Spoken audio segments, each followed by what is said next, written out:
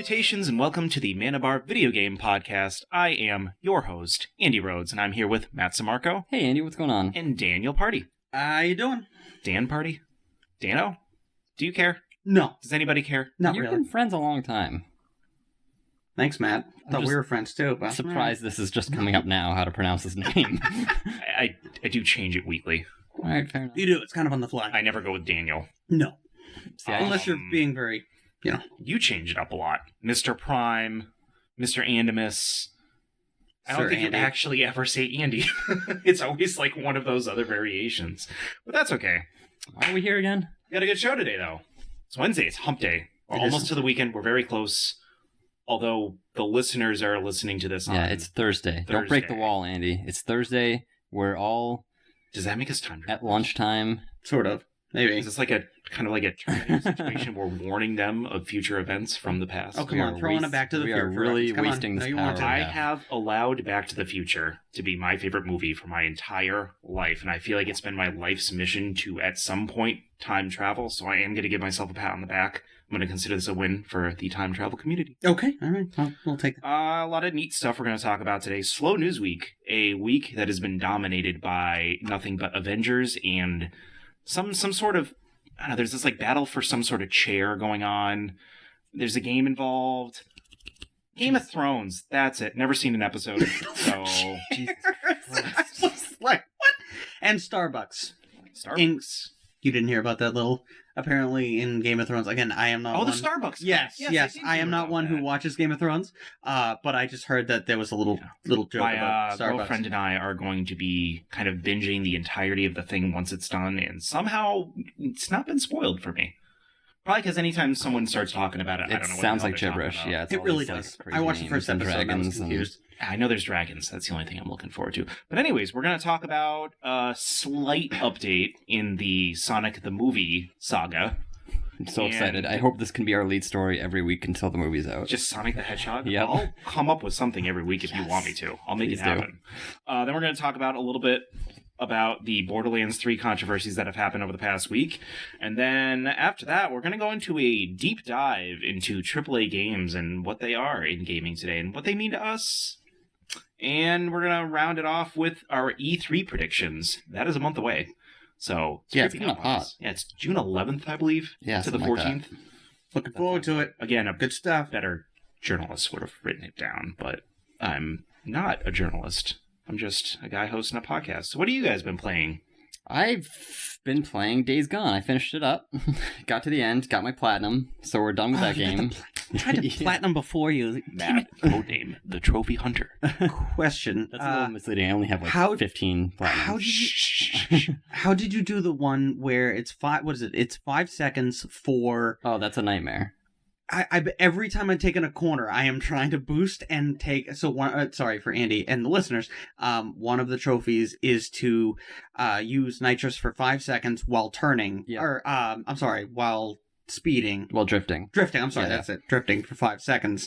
And I have done that like all the time and I cannot get On the motorcycle? on the motorcycle. So Speaking you need of to drift which- and Well, I don't know how far you are, but you have to get the like final level boost thing, which is kind of near the end of the game. Yeah. I'm on number 3. Yeah, I think I'm that's at the end of the game I think that's the one. I mean, relatively. It's a enjoying it. long game. And then you just have to run around in a circle and press boost and brake and go until your head explodes for about 3 or 4 I'm hours. not sure how you accomplish that. I watched Matt play this game for a considerable amount of time.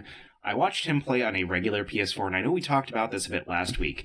It legitimately lags every time he gets on the motorcycle. Is anyone Yeah. doing that on the Pro? It is. It is. I've been noticing it even more now. Yeah, me too.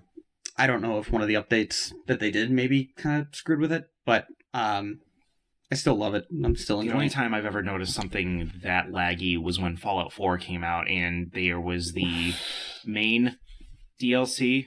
What was that called? The DLC where you're in Maine and you're looking for the robots. Oh my god. You're in Harbor. Maine, Far Far Harbor. Harbor. Yeah, it was. Well, that was the. That was the fog. The fog was screwing And I'm not everything sure up. if the game is just rendering too far out, if they don't have like a good like normally in games, they'll have like a very low res model really far out so as to not impede the game performance of the stuff immediately around you. So I'm wondering if they're just rendering things too far away. Yeah, I don't know what it is, but it's like really frustrating, especially because the bike is kind of your other character. It's like this thing that you kind of build up and you're kind of with it the whole game. You're supposed to kind of have this real connection to it, but at every twist and turn, they kind of like push you away from wanting to use this thing. One, every time you get in it, like you just said, you just like lag almost uncontrollably. Like the frames will be like 15 frames a second. It's like really if you're doing well.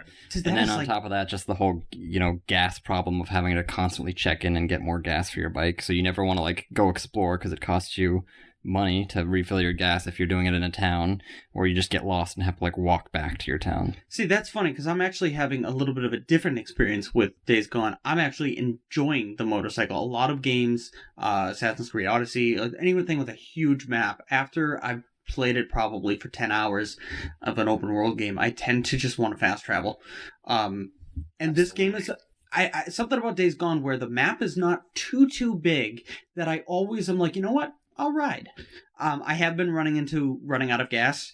That sucks. Yeah, it's just that is. I literally crawled. I think it was like at least 10 minutes. Yeah. It was brutal. I kept getting out and looking around in a town. And then you're I saw just a looking trailer for a gas can, yeah, and you're like, I can't find one, but there's usually one or two in like every kind of populated area. Tractor. Whenever I saw a tractor, I was like, all right, it's gas. And then at one point, I actually went to a gas station, and there was no gas. Wait, so just like siphon the gas out of a tractor? No, I just figured typically they have a gas can. There'll be like red gas a cans, barn or something. You can also go to gas stations. Yeah. And you can also just like buy it from a shop in like one of the main kind of compounds that you go to. Yeah. But it's big bucks. Yeah. So I guess I would say besides all those issues, I'm actually really enjoyed the game. I think it kind of, like I think I said this last week, but it starts off kind of with a bad impression, especially slow. Yeah, it's very slow, and then just all the issues with like, because I mean you eventually get a better gas tank, so those problems get alleviated to some extent. Plus you get a bunch of fast travel points, so it's no longer like you have to do this. It's like, all right, well at least there's ways around this if you get frustrated by it.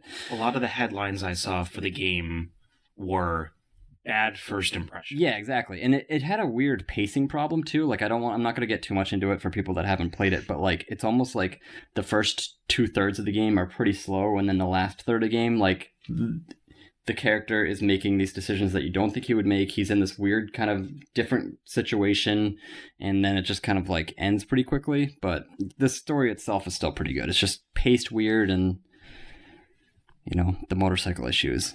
Outside of that, I'd say it was a great game. Probably like a 7.5, maybe an 8 if it wasn't so catchy. I've been seeing a lot of 7 and 8s from at least, professional reviewers, like the critics. Yeah, that's weird. There's been like 1 or 2 like 5 and 6s. I don't think those people have finished the game. I think they played it for 10 hours because a lot of people said this game is fun to play, but it's forgettable. And that's only true if you didn't play a lot of the story, which it would be. At the beginning of the game, I didn't give a crap about his partner, the bald guy, Boozer, because he reminded me at the very beginning of the game, the guy from Grand Theft Auto 4, where he's like, "Hey Roman, you want to go bowling?" He just harasses you and he's like, "Deke," and you're like, "What?" I'm also surprised, like you're in the middle of like sneaking around an enemy like territory, and he'll be like, "Hey Deke, you there?" Yeah, shut up. I'm busy. Like, give me a moment. He's just up your butt. So, that's why I like establishments like IGN. A lot of the reviews on IGN are reviews in progress. Yeah, make that known. So, initially it might be like a mediocre score, but by the time you get to the end of the game, you might have a different insight as to whether or not the game was good or not. Exactly, and it's interesting to see what Matt thinks about it. Where he finished it and he gave it a 7.5, 8, somewhere around. I would say if I had to grade it in 10 seconds, I would probably say 7.5, just because it's a really good game. But there's like a lot of little problems, like you were saying. Sometimes it gets annoying when you're doing missions and they'll start talking to you, and then what's even more annoying is like you'll start like a cutscene or something, and you'll go back to that part where they're talking to you on the walkie-talkie, and it'll go back to the beginning of the conversation. So it's like these 7 sentences you've already heard. It's kind of like janky. Yeah. It's not like and like I was saying, like they do that in God of War and other games where they kind of jump right back into it kind of more naturally, but it's a little bit jarring here. Oh, see, I actually had a moment last night. It was actually funny. He was one of the leaders of the camp was, I think his name is Iron Mike or something. Yeah. You know, real tough names. And he called me or whatever, and I started firing at a zombie or a person. I forget who it was. And then he said, "Oh, sorry about that. Go ahead." And then he actually continued, and I don't know. I was actually very impressed. I was like, that is impressive. I don't know if that was maybe one of the updates for... I'm wondering if that was programmed in originally, like that was almost like a cutscene that was triggered, or if that's just programmed into the game in general, where if a zombie attacks while you're on the phone, because that is an impressive thing. And God of War was. I'm noticing little bits. I think I said this before on the last episode, but it takes a little bit of a lot of Sony's great stellar games. It took a little bit of the storytelling from like God of War a little bit with very emotional. What's it called? Like cutscenes and things like that. And then the fast travel with Horizon Zero Dawn, where you had to kind of pay some sort of item in order to fast travel. And what's the other? I'm trying to think. Any Ubisoft game, probably. Yeah, Ubisoft. But I'm just noticing. This might be a good transition. Speaking of Ubisoft and fast travel, because you mentioned Dan, you mentioned you don't mind kind of driving around the map if it's like close enough, and you don't always need to fast travel and stuff like that. Yes. I'm having a similar situation because I'm still playing through Assassin's Creed Odyssey, which the more I play it, the more I absolutely love the game. The story I'm digging really deep into, and I'm really enjoying it. Really? Okay, good. I noticed there's not a lot of fast travel points so far. From what alright, so early on in the game. Sorry, I made a face at him. Dan made a face. I made a face. Didn't really appreciate it. It had a nose. It sounds like a face. I've noticed that I kind of forget about the fast travel points in that game. I don't mind like taking my horse and riding through or running through. It's one of the few games where I can safely say like those aspects are good enough or up to par enough where I don't mind just kind of, skipping around without actually fast traveling, unless I have to like jump to an entirely different island or, if it's like across the map or something like that's a bit different. Question. You know that the what do they call them? The viewpoints. Yeah. Are fast travel points eventually once you find them. Those are the fast travel points. Yeah, they become once you find them. So it gives you... Where I am in the game, there's not enough of them. Enough of them to come out. Okay, yeah. Care. And if I have to cross water, that's usually the spot where I'm like, all right, I need to fast travel over there. Or if I need to cross an entire continent of a map. But there's a lot of points where that's not available to me because there's so few viewpoints because, maybe I'm playing a little... too much Apex still and not enough Assassin's Creed Odyssey, so I haven't unlocked many of the viewpoints, but I don't mind. Like, it hasn't been a chore for me to ride my horse from point A to point B or get there just by walking around, because there's also a lot of things to still discover on the map. It will. It is so big. I zoomed out on the map. Oh my god. It is massive. It is dauntingly big.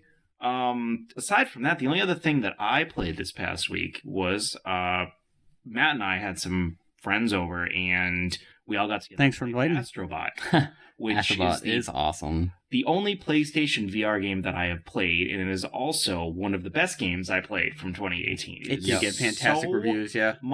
It's adorable and fun, and when Matt's not can't recommend that enough. I'm definitely going to be playing it. What is it? Explain it. Like I just saw that it got fantastic reviews. So side-scroller, what? You are a robot, and you are kind of controlling this tinier robot. And the tinier robot is more or less your playing character. You are just kind of like a view camera for that. So you look around, but you're controlling the little robot on the ground and telling him where to go to save all of his little robot friends. You're controlling him as if that were your player. Okay. All right. And it's just a lot of fun because you kind of have to... Matt can probably attest to this more than I, since he owns the game and he's beaten and platinumed the game. Of course. What a shock. You have to platinum that one. It's a pretty... That's why we call him the trophy hunter. It's a comfortable platinum. You really have to use your head to like look around and peek around little corners, and it's very immersive. Good pun there, Eddie. Good pun. Use your head. No, physically you have to use your head. Oh, you usually have to use your head. All right, then not puzzle. Well, you said puzzle. I thought you said puzzle. It was more of a literal fact. All right. But aside from those negative points for me. I played. Of course, I'm still playing. I'm playing less and less Apex as the weeks go on. I've been really playing more me too. Assassin's Creed than Apex, which is good. I'm trying to wean myself off, and also it's not really captivating me in the way it was. Yeah, as like a completionist, I kind of feel like I have to kind of either do it or not do it with the season pass. Like I'm halfway through the season pass, we're about halfway through the season itself, and like the rewards are so lame at this point that I'm like, all right, I either need to get to the highest level to at least say, okay, I did everything, or just like stop now because it's not worth going any further. And I still haven't really decided where I'm going to fall on that. Yeah, the next reward is one that I really want to get because it's a skin for the Prowler, which is a gun that I kind of use quite often. But I don't think I'm going to get to the end of the Battle Pass where they have, like, what is it, like some skins for, like, the legendary weapons. Yeah, it's like a legendary Havoc weapon. There's like 2 of them. You get that for like 30 seconds, if I remember. You get the Mastiff or whatever the heck it's called. No, it's not the Mastiff. It's the one at level 100 is a Havoc, and then you get like another legendary skin for it at 110, which is kind of weird. Yeah. It's just, I don't know. I don't really care enough. I slipped them the $10 as a courtesy because I enjoyed the free game they gave me. Are you going to get next season pass if they have it? They have to show me what... They've said that they want to make... They understand that the first one was kind of disappointing and they want to make the second one better, so... And they have a good it'll track likely record. be better, but... With Titanfall to Titanfall 2, they have a good track record of listening to what the gamers want. Because Titanfall 2 was an amazing step up. So I can see them having... Unfortunately, EA getting better. Cannibalize them. Yeah, Whoops. I don't want to be the guy in Season 2 that doesn't have the Season 1 legendary stuff, though. I'll be like a noob. They're gonna call you that regardless. How long do you think you'd play this game for? I don't know. No? That's a good question. PlayStation tell you how long you've played each game for? No, I mean, like, down the line. Do you see yourself playing this for a year? See, I don't. I see other games coming out. I mean, even Overwatch I eventually dropped off on, although I would like to start playing that more again. They're adding... I just saw that they're adding some sort of, like, horde mode or something, or, like, a survival mode. I was... So, for free, yeah. So I was like, ooh, all right. So you can play as, like, a squad against AI. Horde mode every year. They do an event every year.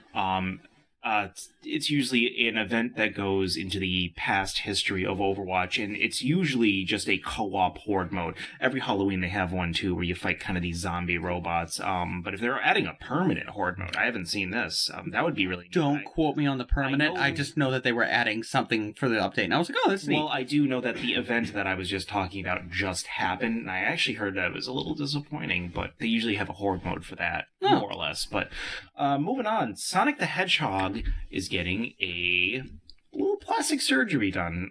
The director of the movie came out, as well as, everyone else out of the woodwork, and they're basically saying that they're going to, quote-unquote, fix Sonic, make him look a little more like the traditional Sonic that gamers know. By the time bigger eyes. The movie comes out, bigger eyes, less weird teeth. Shorter.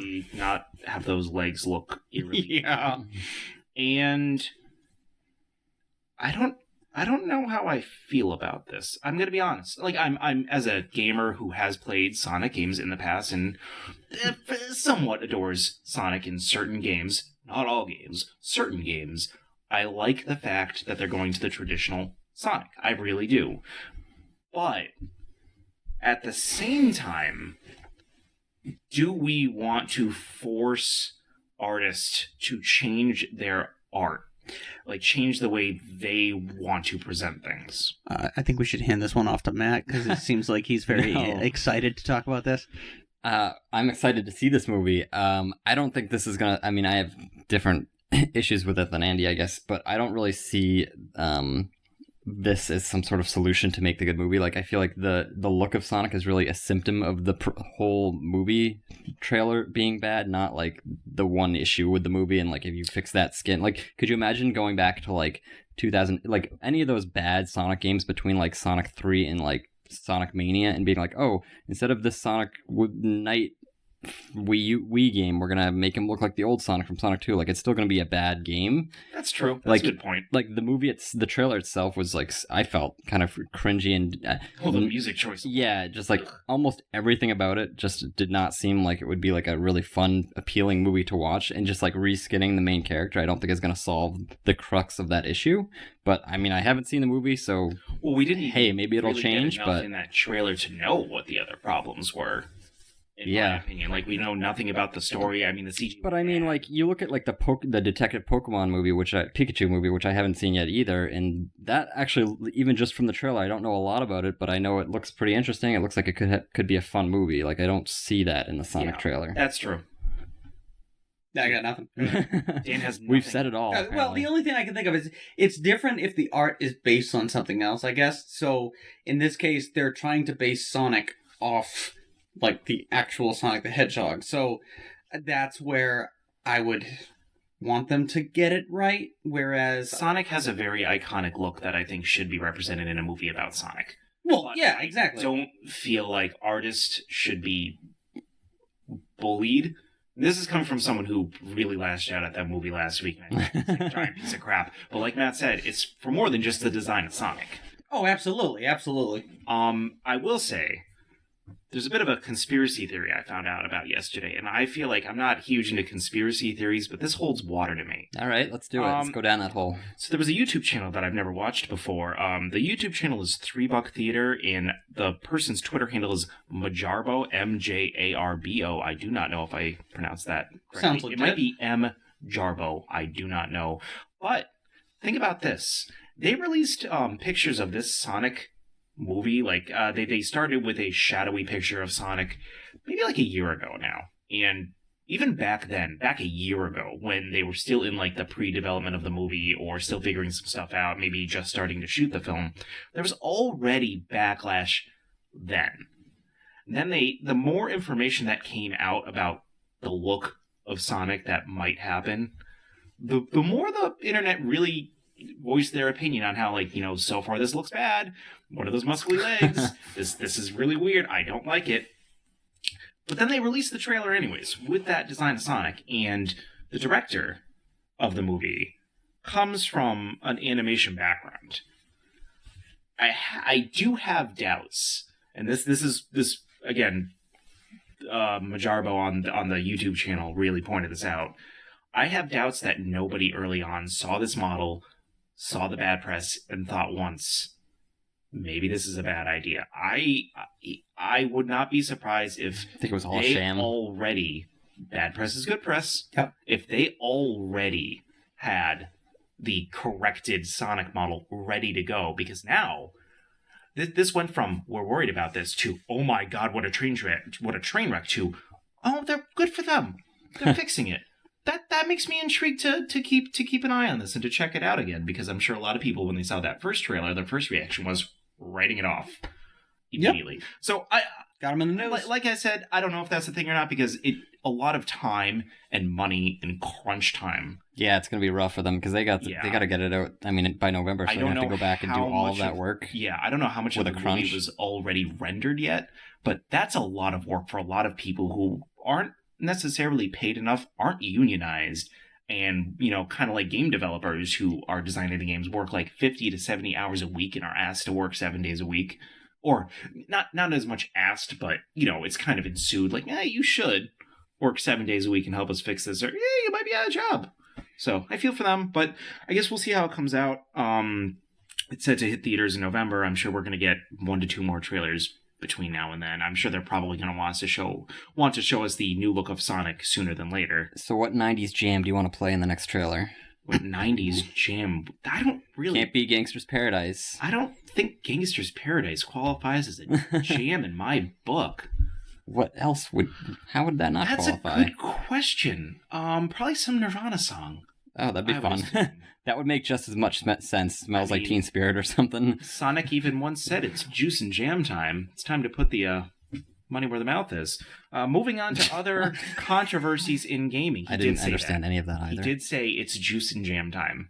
In the movie clip? Not in the movie clip. I don't remember if it was a game or maybe one of the shows, but that was his tagline. It might have been one of the crappier Sonic shows. I don't even remember that. Yeah. Ouch. He went, it's juice and jam time. That's the thing. Rebel Pan Pizza from Rebel Taxi, another YouTube channel I watch, he kind of quotes that in every one of his videos. It's pretty funny. Moving on to other bad-looking things. This time it's an ugly PR situation.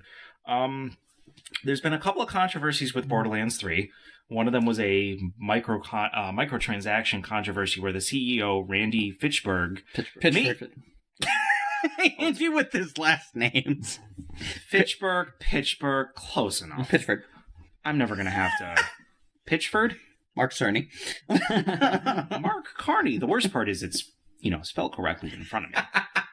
I'm just a tad... Are you doing this on purpose to get attention? I am actually not. I'm just very bad at grammar, spelling, and speaking. Maybe I shouldn't host this podcast. Moving on. He made a lot of confusing statements, such as I just did, on Twitter about You wouldn't say. the microtransactions, and I think he's confused as to what actually constitutes a microtransaction. Then he got into a pissing contest with Game Informer, and they were going back and forth. And then there's an entirely separate issue that Randy Pitchford was also involved in. This in regards to David Eddings, the original voice for Claptrap. And I guess he was actually, one of the executives at the company at one time, too. And there's a whole thing going on with that.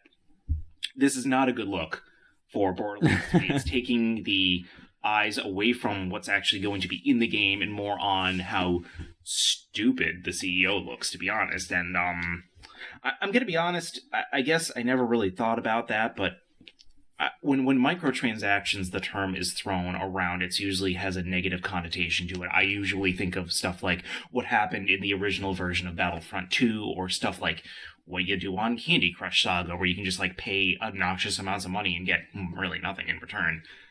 When I think of stuff like, Overwatch, where you can pay money towards simply cosmetics, those are microtransactions, but I don't think of those as negative microtransactions because you're not playing, you're not paying to win or anything like that. And I think that's a lot of what happened here. And instead of simply correcting himself, he, yelled at Game Informer, who kind of quoted him from an earlier post. So, Dan, what do you think about all this?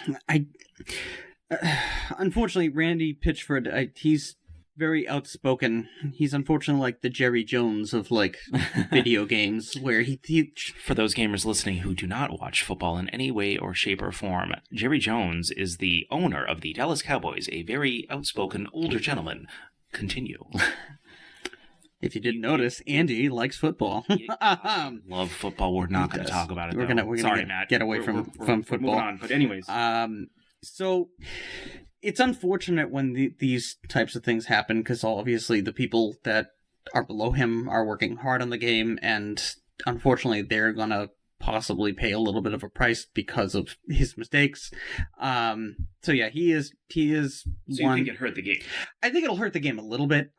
In the end, I think this is such a unique following of Borderlands that I don't think it will.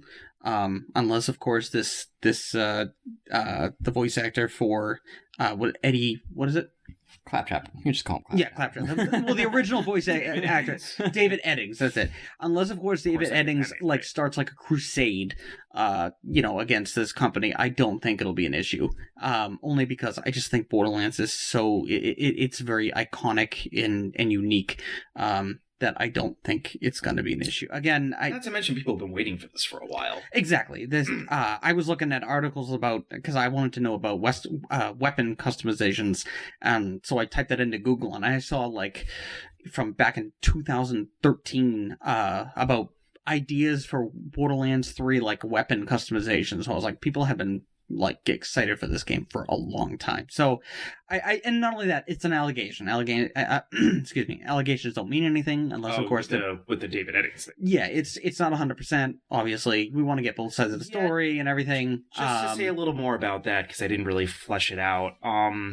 First, David Eddings claimed that he was not coming back to Borderlands 3 because he wanted to get paid, and I guess that stems from he originally was an executive at Gearbox, and he did the Claptrap voice for no extra cost. He just did it because he was an executive, vice president of marketing or something.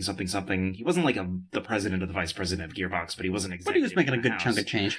And sure. Evidently, he couldn't come into an agreement with Gearbox. He made a bit of a snarky comment, but it wasn't anything to really look at. And it could have been the end of it at that. But then the CEO came out of the woodwork and said he was a pain in the ass to work with. Yeah, see, yada yada yada. And then David Eddings came back with, well, at the 2017 Yeah. GDC. You kind of punched me or something to that respect. So, I mean, it would have ended if the CEO didn't open his mouth. And That's what he does. He's kind of causing a lot of bad outspoken, press. and I just feel like these companies are nothing good is gonna come out from this. Again, as a CEO or developer, you just need to unfortunately keep your mouth shut. You need to keep your opinions pretty much to yourself. Does Claptrap having a different voice affect you at all, Matt? No, not really. I mean, I think it was in the trailer for the third one, and I didn't even notice that it was a different voice actor. I mean, it's a strange voice, so I'm sure they just like throw some switches and like make it really high on whoever's speaking into the microphone anyway. So it's like It's really barely robotic. visible, but- Not to So, mention, yeah. if you have a trained voice actor, he can mimic a different voice. That's Yeah. usually Well, not a... Plus, the hard thing robotic to part do. of it, I feel, will definitely help, considering it doesn't sound the perfect. Yeah, synthesizers that they put on it's yeah. so at that point, it's not like an actual like Kiefer Sutherland as Metal Gear Solid's big boss. Dan, may bitter. be a bit bitter about them replacing I am too. that Big other boss. guy. Who's Big the other boss. guy they replaced? The original David voice Hayter? actor? David Hayter. David Hayter. Yes, I thought you were talking another game. There was also Splinter Cell where they replaced Michael Ironsides with some random like guy, and that didn't go well either. Plus, apparently the sales for Splinter Cell Blacklist didn't do well either. So hey, bring them back for the next potential Splinter Cell. But I assume both of you aren't really going to change your pre-order stance on the game based on No, this I mean, stuff. he seems like a lame CEO, but I mean, Hey, you saw his Newsflash magic for trick everyone. live. that's true. I was in that room. I'm assuming most was CEOs he are the kind of one who did the lame. magic tricks? Yes. He that's does. He's the Randy magic Pitchford. trick. Oh, He's the God, guy I that's gave him obsessed away. with magic. Yeah. Yeah. Hey, he made a card disappear. Maybe he can make these allegations disappear. yeah. Yeah, Yeah, it's a bummer because, like, on the one hand, I kind of like that he's like, I like the fact that a CEO is kind of outspoken and doesn't just give the canned like corporate answer, but then also the fact that he's this gigantic douche. jerk face just makes it kind of pointless. Like, oh, okay, I guess this is what we're gonna get if CEOs actually speak their mind. So maybe Yeah. that's why none of them do speak their mind. It reminds me a lot of when the Xbone was announced at E3, and I don't know if it was the president of Microsoft Gaming at the time, but Yeah. there was that whole, like, well, what do you say to the people who, may not have an internet connection or don't want to do the DRM? And the guy's like, oh, well, you can buy the Xbox 360. Yeah. That wasn't going to turn into a, bad VR disaster. Yeah, just keep your old system. Don't bother buying our new one. I believe his words were, "We have a system for that," and it's called. It was such a demeaning comment Yeah. of, "Oh, we have a system for that. It's the Xbox 360." It's like, wow, thanks. Almost like at BlizzCon when they announced that really crappy Chinese developed Diablo game instead of a traditional Diablo, and the guy's like, y'all have phones, don't you? Yeah, we just don't want to play games on. Oh, when gamers are coming at you with fiery passion in a negative way, don't react. Just be like, all right, I'm just gonna sit here and do nothing, or fix it. Don't lash out. The Yeah, internet's a dangerous place. Or have foresight and Where's realize that. Diablo phone game? It's been like Who 6 cares? months since they announced it, and there hasn't been like a single trailer or like screenshot since. It's like they took it out back and shot it in the face. Like, we can't. You Come on, Lassie. Boom. You It is failed us just for a the last Lassie. time. Old Yeller. Take him up. Oh, whatever. Oh my God. Right. Wrong dog. Poor Lassie. Wrong Lassie did everything correctly. Dan Right. Saved- Wrong dog. Wrong He Lassie dog. did saved nothing little to you, boys Dan. from burning barns and wells. I mean, Old Yeller didn't do anything wrong. He just, got rabies. Poor dog. Ouch. Yeah, that Wrong Diablo reference. game is just a reskin game. I mean, I don't think anybody's... Are you looking forward to that? I'm always looking forward to a nice new phone game that I can play for 10 minutes and then be terribly disappointed by their monetization. That's true. Isn't the Blades or whatever? I was excited for that, and then I realized that my iPhone 6 is not smart enough to play that game. So that's probably gonna be the same Smart case with enough. Diablo. Ah, I that guess was funny. I guess these phones need newer. You need newer phones to play some of these games. I didn't know that until Blades. I will take a chance to plug, if anybody's looking for a very good phone game, in my opinion, if you like puzzle games, The Room 2, and The Room 3. Yeah, those are great. They're probably the best phone games I've ever played. A lot of heart and soul was put into them. I think the most expensive one is Room 3 at maybe $4 or $5, but it's well worth it if you're looking for a really good puzzle solving. Yeah, puzzle boxes Phone are game. awesome. But moving on, we're going to have a little talk about AAA games.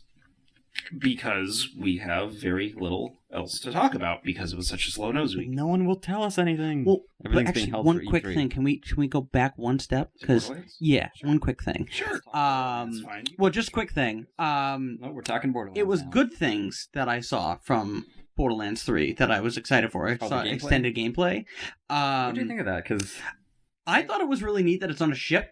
The ship is massive. Like, holy God. Sanctuary 3, I think it's called. And they did kind of like a walking tour around the ship. And I'm a sucker for basically like a custom home. That's why I think maybe Days Gone I liked a lot, because I was able to customize my bike. You know, it's mine. It's my, it's mine, my ship, whatever. So when I saw that you could go into your own room, and apparently it changes depending on the character you're playing as, I thought it was cool that you can mount weapons on the wall. So if like there's a gun that you really like, and I mean the whole thing about Borderlands is finding like rare loot, you can like mount it on the wall and show off, those cool things that you earned during the game. And then the other area, which Matt will like, is it was a trophy room where you can, depending on like the number of things you've killed or whatever, trophies that you've earned in the game will show up, and you can, I'm pretty sure that you could like rearrange it depending on what you wanted, which cool. I any type of customization in games I absolutely love. I think it gives a lot more freedom to the player choice. And then one big thing, I don't know about either of you two gentlemen, but the reticles in Borderlands 1 and 2 just bother the crap out of me. They feel weird. So when I saw the weapon reticles in this game, it made it feel a little bit more like an ACOG or like a hollow sight from Call of Duty. Huh. I was like, ooh, I like this. Yeah, Borderlands 2, because I was playing it recently, it's very flowy, and yeah, you're right, the reticles aren't very good. They just, I don't know, something about it, I look through it and I'm like, I can't see the enemy. It's just, it's zooms in too much, and I just saw, like I said, these general looking hollow scopes, and I'm like, oh, this is great. Now I'm not going to be like, oh, I got an awesome purple weapon, but I hate the reticle. All right, well, time to sell this. So I thought that was neat. And then what else? Oh, the fact that a lot of first-person games now, they have like a very fluid motion, especially when like you're running and then you press like crouch. I like that you can slide tackle in this game. It's just a small, thing, but it was a nice thing to see. Like tight game controls. It's like Titanfall, and Apex has those type of controls where again, more player options, more freedom. It feels better, especially in a first-person game where I always feel locked in. So I thought those were some nice takeaways from the trailer that I watched, the extended gameplay. I don't know what your opinions were on it. I watched some of the gameplay videos. I think it looks pretty good. I'm a little concerned that it might be a little too like samey, like the last Borderlands 2. I guess that's not the last Borderlands that came out. Borderlands 2 came out in 2012, I think, and that's pre-sequel, right? Pre-sequel came after that. Right. But like it seems like it's kind of the same game, which I don't. At first you would think, oh, that's what I want, but maybe you'll play it for a while and be like, oh, this feels like an 8-year-old game. So I'm hoping there's like a little bit more to it as far as, just different stuff to do. But I guess they just haven't showed enough of that to really make a judgment. So yeah. I guess I'm cautiously optimistic for now. Also making it new and fresh. Yeah. That's what we all hope for with every sequel. Yeah. Oh, and also I just want to point out a little peek behind the curtains for the listeners. Initially, I didn't think that there was enough to talk about with this Borderlands 3 to even make it a news segment until Dan really pushed me to be like, oh, I think there's a lot there. And yeah, there was a lot of layers to this onion going on, so kudos to you, Dan. Woo! Maybe you should host Kudos the show. to Randy for keep tweeting. Give us more stuff to talk about. I do get on the tweets. So moving on to AAA games, and I feel like this was very important to talk about since we've had a lot of conversations off the podcast about the state of AAA games and, being disappointed by maybe some of the bigger tentpole games that come out. Both Matt and I looked at each other at the same time because I think... Which game you thinking about, Andy? Nothing. So AAA games are defined by my journalist friend Wikipedia as video games produced and distributed by mid-size or major publishers, typically having a higher development and marketing costs. Now, I feel like indie games and AAA games are well defined, but I also feel like there is a middle ground that for sure seems to be undefined for most of the gaming community. I call them AA games. I did come up with that on my own. Later on, found out that it is a coined phrase on the internet, so I can't claim that I invented it, but I did think I invented it for a period of time. Like, there's games where they might not have like $200-300 million budget, but it's by developers who have been around the block a few times and made a few games. Maybe someone like Double Fine, where their production budgets aren't outlandish. Psychonauts. Thank you, Andy. They also made Broken Age, which I really enjoyed. Oh, those are the people that would just purchase? No, that's Psyonix. Dan, speaking of Psyonix, was recently bought by Epic Games. They make Rocket League, or as I call it, Rocket Cars. This is just fun. But anyway, so I'm just gonna start us off. One question I want to extend to you that I'm going to answer first is, what is your overall feeling on AAA games and how they are today? And so to me, there's three things that a game needs to do. It doesn't matter if it's a AAA game or an indie game or whatever. Number one. This is the most important thing. It has to be fun. The game needs to be fun. It needs to be fun, and he's breaking the code on video games. They need to be fun. Well, you think I'm breaking the code, but I see a lot of people playing really games that I would not consider fun. Red Dead Redemption 2. And I should also preface this with games are art. And I know that's kind of floated around, like some people don't think games are art. I believe games are art, and I believe all art is subjective. I admit that there are good games that I simply do not like. And I admit that there's games that I think are bad that are just bad in my opinion. So I just want to state that before, people come at me with pitchforks for not liking their favorite game or thinking it's not very good. But games need to be fun, playable, and keep me interested. And they're automatically going to get number 3 if they got the first 2. But those are the 3 things that it needs to be for me. And I treat AAA games the same way I do indie games when I play them. I don't think that, this is a AAA game, this needs to be more fun. It's just, in general, I need to enjoy myself when playing a game. And I did a lot of soul searching when we were talking, going into talking about this, because I think the big issue with AAA games is the expectation. There's a higher expectation because there's either a higher development cost or it's coming from the larger developers. So when I pay $60 for one of those big tentpole franchise games, I'm expecting it to be out of this world. And that doesn't... Or it's like a sequel to a game that you love. Yeah, exactly. I feel like hype trains also bring that too. And I'm going to let Matt talk about the game that we were both going to talk about, because I know he really wants to talk about it. I'll talk about something like a good example would be Call of Duty World at War, which I am not the type of person to buy a Call of Duty every year. But you'd think after the 20th, and, it's always like on the top of the sales charts that they're doing something right. And I was just severely disappointed with that game. It was the first Call of Duty I had bought in a long time. And it was kind of just a mess. It wasn't fun. It was playable, I will say. It didn't really keep me interested at all. Did you finish the campaign? I tried to. It was pretty forgettable, to be honest. Yeah, it was very forgettable. A lot of Call of Duty campaigns have been very forgettable. A lot of people really love the Modern Warfare campaign, but even that is... I will admit I'm one of those, but... But yeah, I think it comes down to expectation, and I put my expectations a little too high, and there's only really one developer who, time and time again, meets those expectations, and that's Nintendo.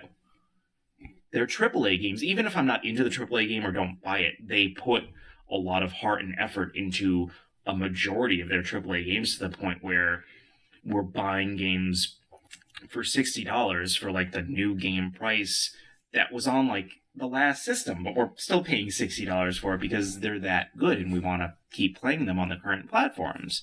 So, Dan, did you have any similar takeaways for what constitutes as a AAA game and how you think about them overall? Unfortunately, I know I probably shouldn't think this way, but when I think of AAA, I think of content. That's my biggest thing.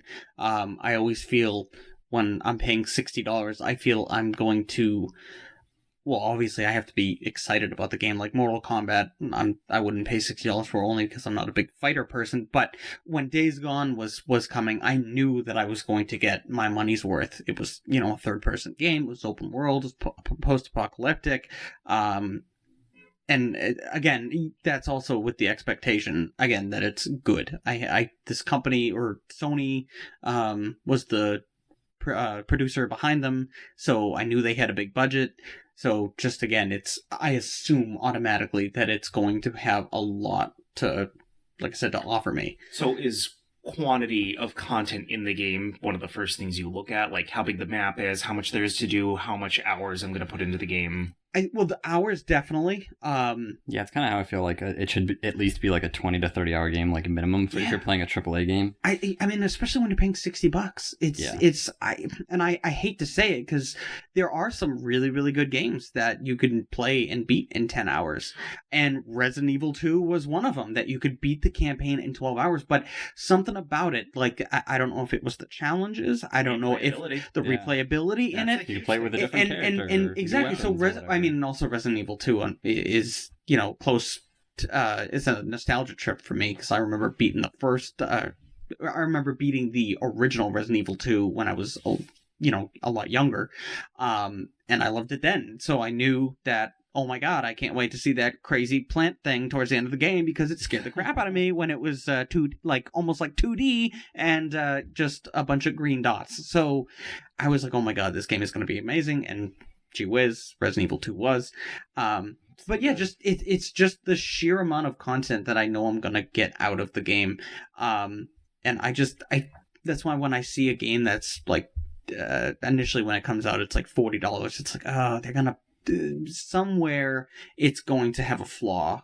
And I shouldn't think this way. Again, this is not something that I initially want to, but I go, $40. Oh, it's going to be bad graphics or it's going to be glitchy or something. But I'd say content and is probably one of the things I look forward to when I see a AAA. I see like a $20 to $40 game and I'm like, you know what? I bet I'm going to get more than my money's worth with it. Really? Depending even if at a new price?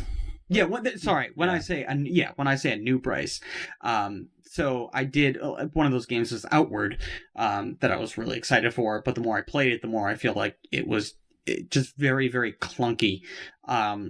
And it stinks because the game has a ton to offer, but it just the menu is a nightmare to navigate. The controls are games that come out at an initial $10 price. Yeah. So they kind of scare me away, but some of them shouldn't. Some of them end up. Do a shout out to Ratchet and Clank, which came out like maybe 2 years ago. It was like a remake of the first one, and they released it for $40, and it was one of my favorite games the year it came out, and it was a $60 game that was $40. I don't know why they sold it for $40, but it was pretty lengthy. There was a lot to do. The gameplay was fun. It looked really cool.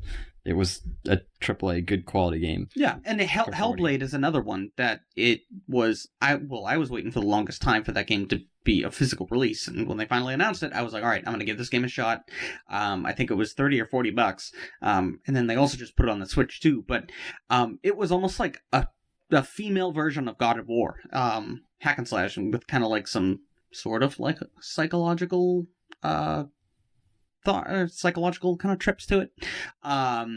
And it was great. I shouldn't say it was great because I haven't beat it yet. But from the 6 hours that I played, it was pretty intense. And like I said, I don't mind paying $40 or $50 for something that's just kind of you'll play it once and then that's pretty much it. But when it came to Resident Evil, I was like, all right, I want some more content. I want some possible you and Matt are in the similar boat because both of you buy, I would say majority would buy most of the AAA games that do come out. Like you both tend to buy, I mean definitely you, Dan, because you collector and all, but you both tend to buy all the AAA games that come out. Do you have similar thoughts that Dan does about AAA games, Matt? Yeah, I do. I feel like there is kind of this expectation going to them that they should be like lengthy and just kind of do something new, basically. Like they have to like up the ante a little bit. I really like the part of AAA games, just the whole like social aspect of it. Like, oh, this new trailer dropped. This looks awesome. This looks awesome. Like I kind of enjoy that hype train. Like you have to kind of temper your expectations, especially if you're doing like reviews or talking about it like on a podcast or something. You can't just say, oh, this game looks amazing for no reason. But it's just kind of cool, like with a game like Death Stranding or something, and being like, oh my god, this game looks interesting. What's it going to be like? Seeing the new trailer drop, and then like going to the midnight opening and getting it and like playing it online with like the same day as everyone else. It's just kind of this like interesting social aspects that you don't really get with a lot of other games. But yeah. Yeah, and we've all had those instances where we bought in one of those AAA games just assuming it was going to be like amazing, and then it kind of falls flat on you. I was with my friend Sarah back in the day. I think this was like 2000. It was the Wii era, so it must have been like 06, 07. And there was this game that came out called Alone in the Dark. No, was it Alone in the Dark? No, I'm for what system? It was for all three of the systems. Alone in the Dark was for all three systems, so you could be right. And it was a really, really... It was like they were selling... It was Alone in the Dark. It had to have been. Yeah, I remember that game got awful reviews. They marketed the hell out of it. Isn't that like a 90s game, though? It was a remake. It was, yeah. It was a movie okay. at There's one like time, some random guy on the cover they remade it with like black hair. That's like most game covers. I know, she was. So... The game had a huge marketing push. They were selling T-shirts at the midnight release. There was a huge line. It was a big deal. And my God, the Wii version was especially bad, and that's the version she got, because the Wii version at the time, like the Wii in general, was like a juggernaut at that time. It's like, oh, you can use the Wiimote to move the car around and do the controls. And even without that, the PS3 and 360 versions were like just as bad almost, just without the wacky controls. So Matt and I both had an instance recently where a game came out that both of us thought not only would be a surefire success. I was looking so forward to this game. Yeah, but was also just going to be like one of the greatest games you've ever played. Wait a minute. Oh. Is this what I think it is? Because I'm on board. I'm on board. You liked it more. Well, yeah, I liked it, but it was definitely not God's gift to the world. I felt it was nearly unplayable. Oh, I don't know if that... All right. Unplayable in a sense where my time was wasted and my gaming was impeded by useless and meaningless tasks. Matt beat it just as you did, but did you beat it? Yeah, I beat it. Yeah, I beat the epilogue. Hated it. The fucking 4-hour building a house epilogue that they have in this game. Andy hasn't gotten that far yet. I do plan on playing through Red Dead Redemption 2 at some point. So I am going to go back and play it, because it wasn't everything about the game. It wasn't unplayable. I'm saying that jokingly, but I don't want to feel like it's a chore to play the game. I don't want to feel like my time is being wasted. And when someone is taking an hour to do the exact animation of what it looks like to chop a piece of wood, or to get on and off a horse, or to do all these very little things, like, why walk everywhere in a game when you can run? And Grand Theft Auto 5 is like the pinnacle for Rockstar games, like the perfect balance of goofy and realistic, where I was enjoying it immensely. I had really no issues with GTA 5, so after that game came out, I thought Red Dead Redemption 2 is going to be, like, automatic. I know it's a different portion of Rockstar. I think it was more Rockstar North that made Red Dead Redemption 2. I think you're right, yeah. They have their different divisions, but man, and again, I know it was Game of the Year contention and all this other stuff, but man, I don't understand how it must have been on story alone. I think it's that graphics. I think graphics were beautiful. Graphics. What's the point if the game's not? No, absolutely. But unfortunately, again, my boss at work had never played games in like 8 years, and he was excited for it. I think it's only because this game is so pretty, and yes, it obviously is. And then there's another gentleman at my work. He bought it. He was very excited for it himself, and I seriously think it's only because of the graphics, and I think people can look past things when the game looks really detailed. But yeah, it felt like a walking sim. It's a very technically impressive game, and that's where it ends for me, basically. Which is a huge issue with AAA games nowadays. Well, so many options could have been completely removed just to make it's a video game. It's not real life. It's like they were trying to prove a point or something. Look what we can do. Look what we can do. Yeah, it's like, yeah, that's great. I know it's pretty, but I don't want to I'm sorry that I can't take my horse into the camp right next to my freaking tent. Yeah, how many times I have to get off, and they're like, "Oh, you can't have the horse here." I was like, "We live in 1912. Like, it's fine. The horse will Yeah, how many times I No, it is really touched someone, and then like a cop would be chasing after me for the next 20 minutes because of, like, my horse just touched someone on the street. The worst thing between Grand Theft Auto 5 and Red Dead Redemption, Grand Theft Auto 5 takes place in today's world, correct? You steal a police car that is probably GPS tracked, correct? And you drive away. I don't personally. Okay, but think about it. You have a police car, you steal that, it's GPS tracked. Not only that, hey, Phil, they stole your car. What car is that? 86. Okay, you drive 10 minutes, or not even 5 minutes the other way. You get away from the cops, you're gone. You're got a free. new cop car. Okay, exactly. In Red Dead Redemption 2, in 1900, by the way, 1900. Sorry, I got a little close to the mic there. Apparently, if you rob a bank or put someone, The whole universe knows. Exactly. Instantly. If you put a gun in someone's face, apparently they memorize your face for like 6 months in the game, and you'll run away. You'll run away, and you'll come back, and apparently the town is still looking for you. I don't get it. Like, the game is supposed to take place in the past. I mean, it was the 1900s. They didn't have anything better to do. And can someone tell me what I had a mask on. What are those cores for? Like the health cores? Why can't we just have a health bar? Like, do they have to do Yeah, this? they made the my RPG God. elements needlessly complicated. I had no idea how to I just make need to these brush my cores horse go every up. 3 seconds. Yeah. Listen, guys, I just wanted GTA 5 on horses. That's all I wanted. That's all I was asking for. And again, I am going to go back to the game. I did not get that excited for that game for this long. And I mean, plan on the playing first for Red Dead did it, I- right?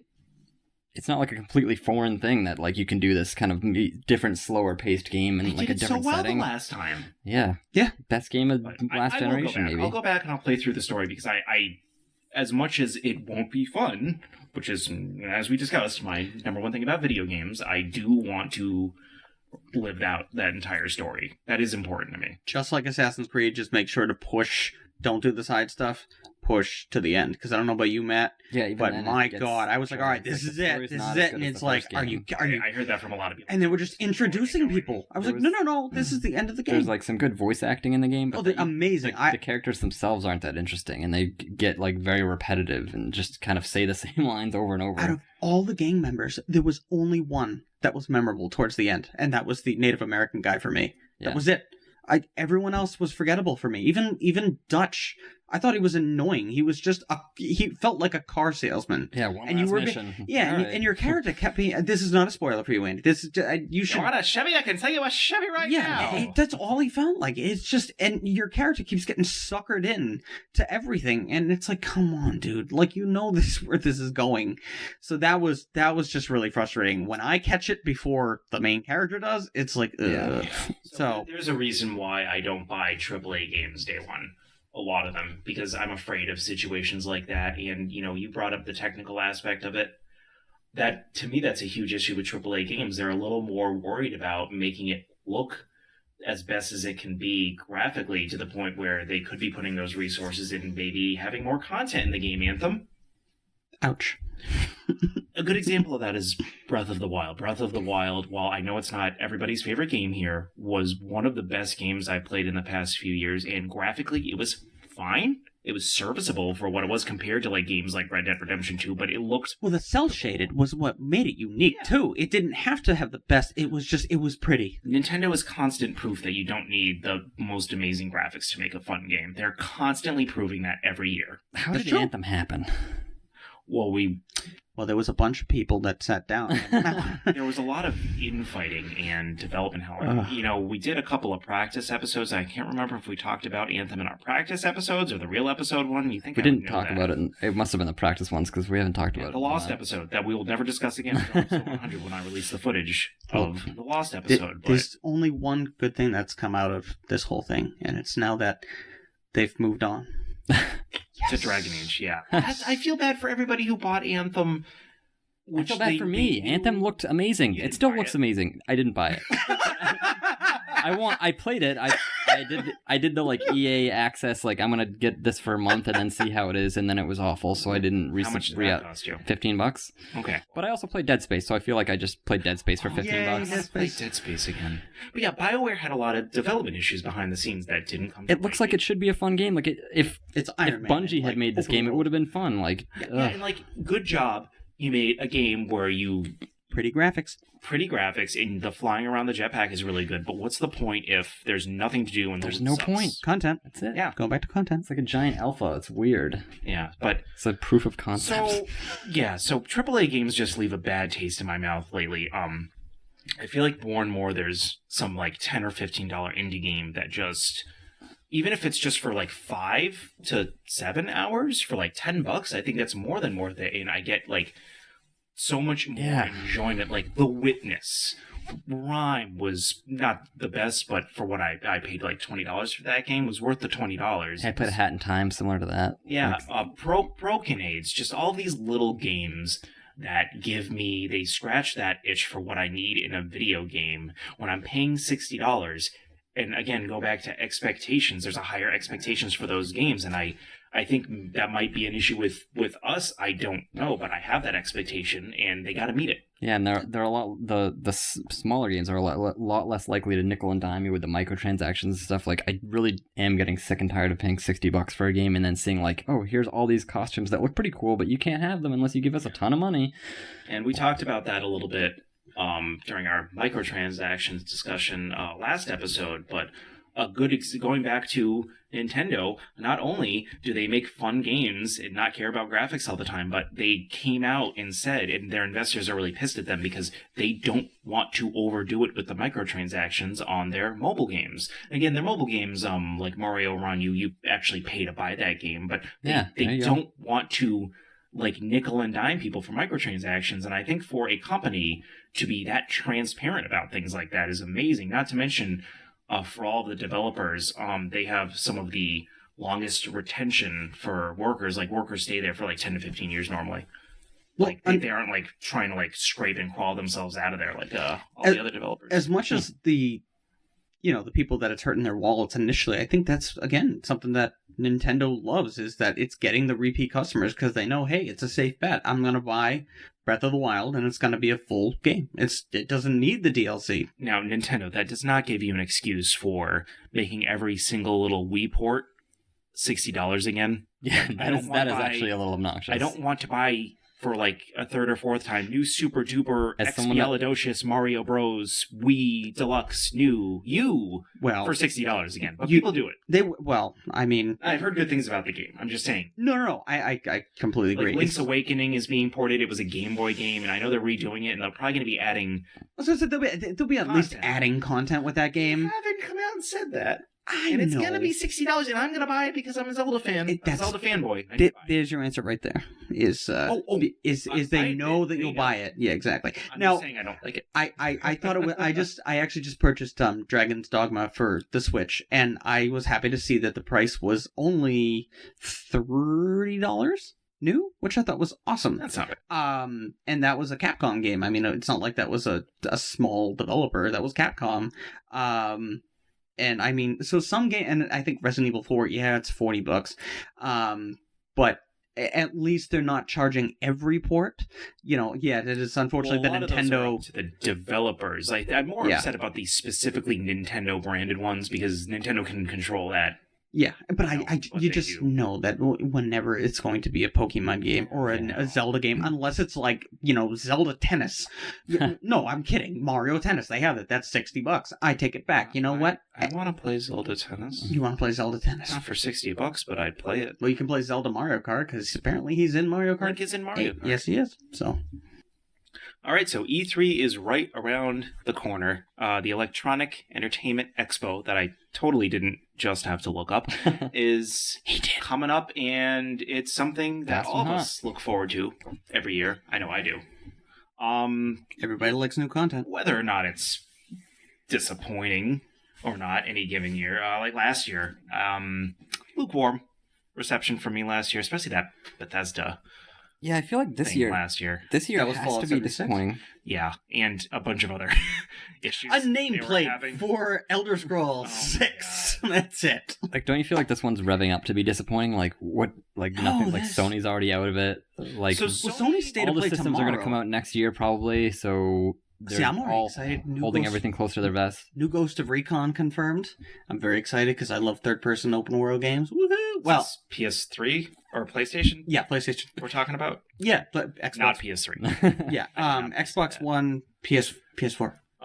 But they announced already. So I was No, like, I'm excited for some certain things. I'm always hopeful. worried about some certain things too. So oh, we'll see. everybody's worried. Sony not being there isn't a big thing for me, just because there was a few years in a row where the Sony experience was really just them showing trailers for games that weren't even close to coming out yet anyways, and then they would kind of show some of the same things. I think they're gearing up to have a huge E3 presence next year. I really hope they're not trying to make these state of play things the new norm, because the last one wasn't very good, and they're kind of trying to copy what Nintendo does. And I mean, cheaper probably. It's on Nintendo their does own what time. Nintendo does well. Yep. So we're gonna go around the horn.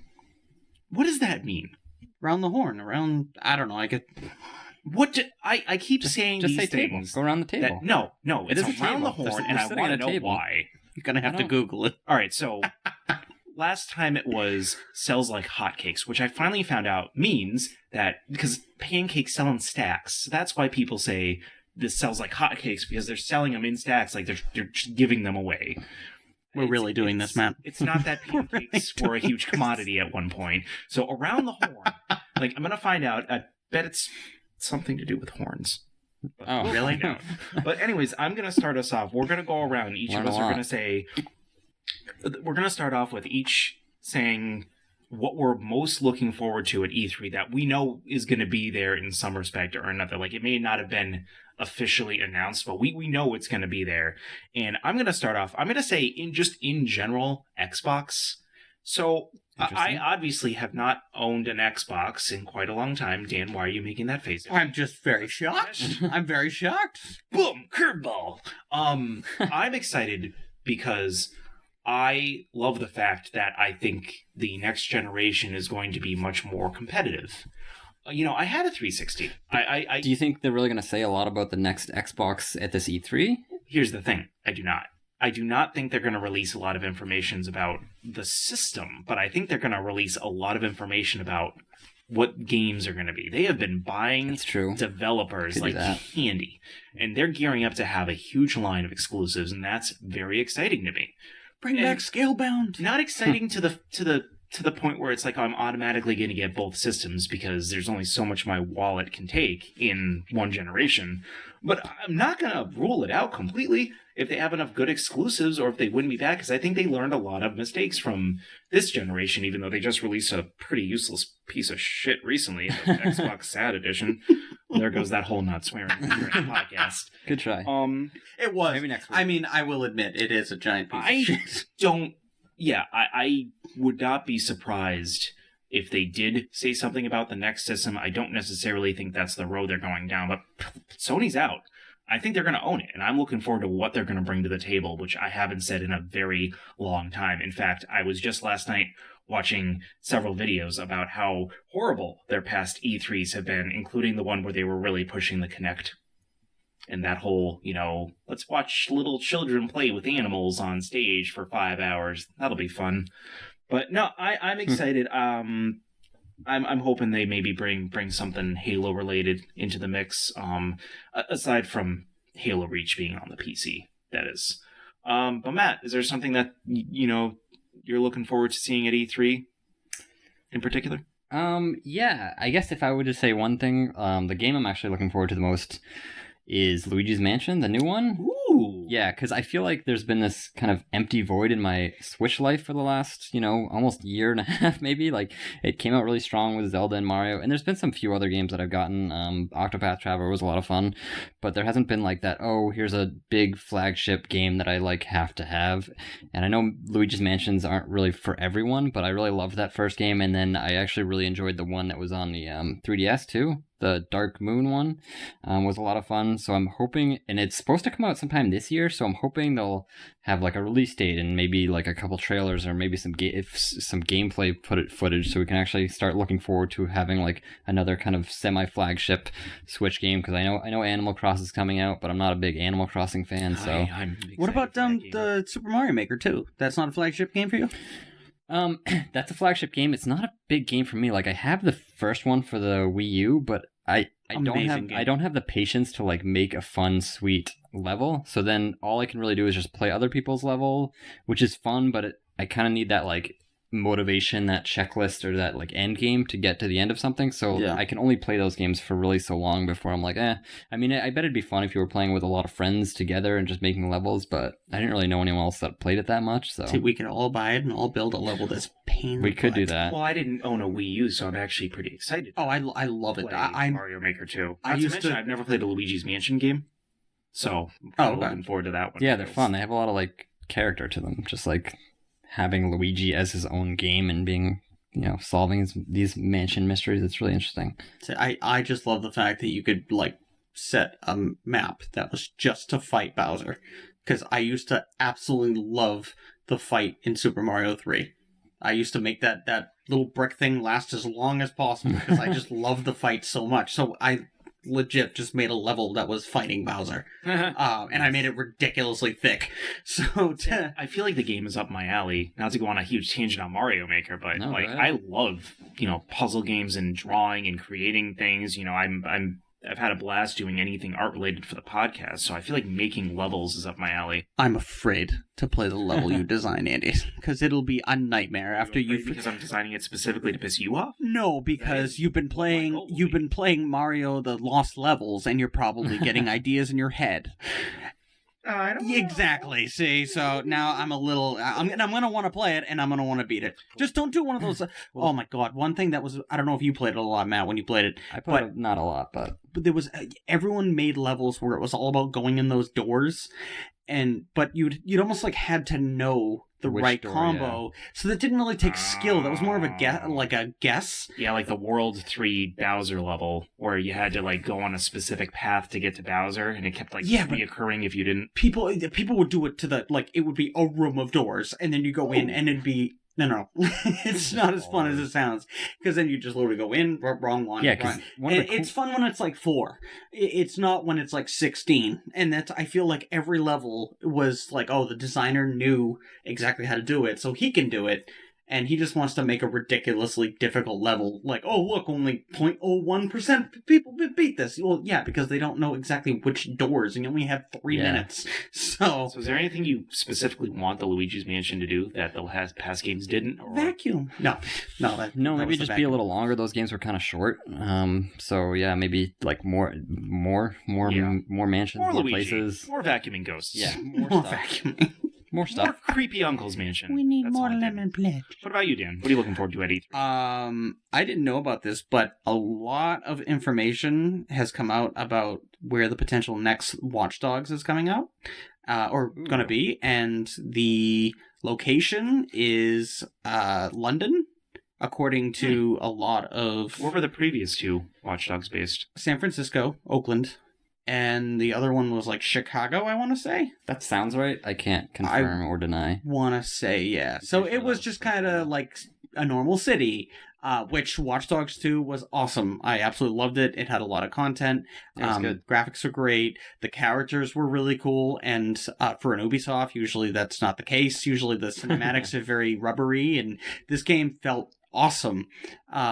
It played awesome. It was just a little ridiculous that you were like doing like shootouts with cops, and it's like, aren't you a hacker? She's supposed to be, kind of sneaking up. But so yeah, when I heard that they were potentially making a Watch Dogs 3 in London, I was like, that's a really cool idea. And I guess this is what I got from whatculture.com.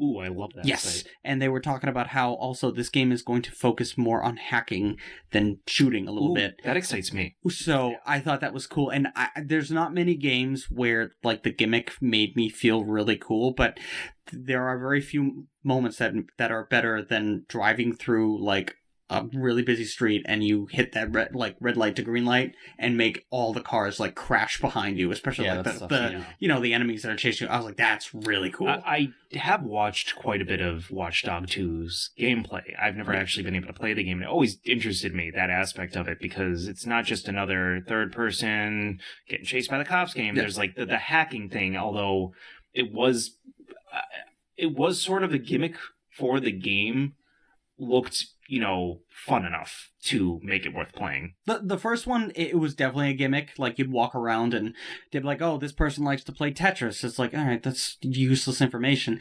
Then the second one started really getting into some neat abilities. Like, you could make someone's phone battery blow up, so it would knock them out, but it would also, distract guards. You could make it buzz. Like, you could send a fake text message to somebody. So if you sent a message to a guard, he would get distracted. You'd be able to sneak around him.